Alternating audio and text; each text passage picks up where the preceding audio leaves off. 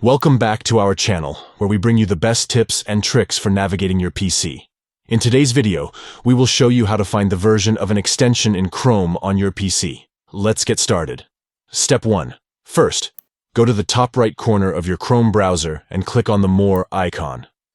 It looks like 3 vertical dots. Step 2.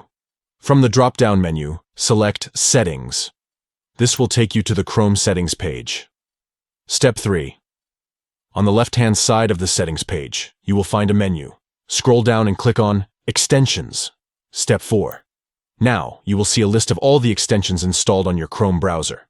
Find the extension you want to check and click on Details. Great job! You have successfully found the version of the extension in Chrome on your PC. Remember, keeping your extensions up to date is essential for the best browsing experience. If you found this video helpful, give it a thumbs up and don't forget to subscribe to our channel for more useful tutorials. Thank you for watching.